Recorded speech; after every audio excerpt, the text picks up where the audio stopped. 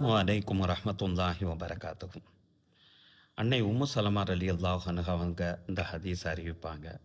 இந்த ஹதீஸ் ஜாமிய திருமிதி, சுனன் நசை போன்ற ஹதீஸ் நூல்களில் பதிவு செய்யப்பட்டிருக்கும்.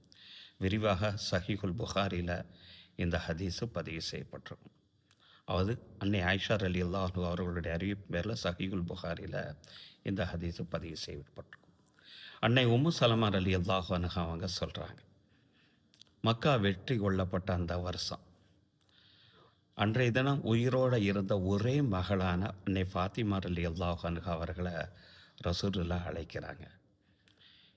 அதுக்கு முன்னால் ரசூலுல்லாஹ் வாழ்ந்த அந்த காலகட்டங்களிலே அவங்களுக்கு பிறந்த அத்தனை குழந்தைகளுமே வஃபாத்தாக ஆகிவிட்டது. ஃபாத்திமா மட்டும்தான் உசுரோடு இருந்தாங்க. அவங்கள அழைச்சி அவங்கள்ட்ட 2 பேரும் ரகசியம் பேசுகிறாங்க. 2 பேரும் பேசிக்கிட்டு இருக்காங்க. ஆரம்பத்தில் ரசூலுல்லாஹ் சொல்லக்கூடிய அந்த வார்த்தையை கேட்டு அன்னை ஃபாத்திமா அழுகுறாங்க, தேம்பி தேம்பி அழுகுறாங்க.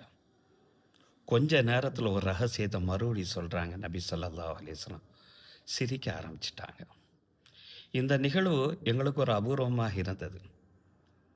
ரசூல் ஸல்லல்லாஹு அலைஹி வஸல்லமுடைய வஃபாத்துக்கு பின்பாக இந்த செய்தியை பற்றி ஃபாத்திமாட்ட நான் கேட்டேன். யார் சொல்கிறா? அன்னை உம்மு சலமா சொல்கிறாங்க, ஏம்மா ஒரு விஷயத்தை சொன்னாங்க, நீ அழுத. கொஞ்ச நேரத்தில் ஒரு விஷயத்த சொன்னாங்க, நீ சிரிக்க ஆரம்பிச்சிட்டிய. என்னை சொல்லக்கூடிய நேரத்தில் நபி ஸல்லல்லாஹு அலைஹி வஸல்லம் அவங்க என்னுடைய அத்தா தன்னுடைய இந்த வருஷத்தில் நான் வஃபாத்தாக போகிறேன், மௌத்தாக போகிறேன்னு சொல்லிட்டு என்கிட்ட சொன்னாங்க. அந்த செய்தி எனக்கு துக்கமாக இருந்துச்சு, அதனால் நான் அழுதேன். அடுத்ததாக நான் சிரித்ததுன்ற காரணம் என்ன தெரியுமா? அடுத்து ஒரு வார்த்தை சொன்னாங்க, நீ அதுக்கு அடுத்த வருஷம் வஃபாத்தாகிற, நீ சொர்க்கத்தினுடைய பெண்களுடைய தலைவியாக நீ தான் இருப்ப, நீ அதை நீ பொருந்தி கொள்ளலையா? மரியம் அலைஹிஸ்ஸலாம் அவர்களை தவிர மற்ற எல்லா பெண்களுக்கும் நீ தான் தலைவியாக இருப்ப, நீ அதை நீ பொருந்தி கொள்ளலையா என்ற ஒரு வார்த்தையை கேட்டாங்க. அந்த வார்த்தை எனக்கு சிரிப்பை சந்தித்து சந்தோஷத்தை தந்துச்சு.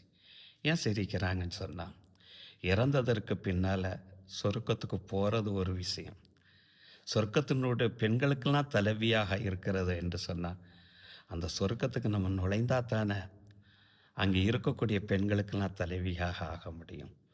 ஆக உசுரோடு இருக்கக்கூடிய அந்த காலகட்டங்களில் சொர்க்கத்தை கொண்டு நன்மாராயம் பெறுவது எவ்வளோ பெரிய ஒரு சிறப்பு.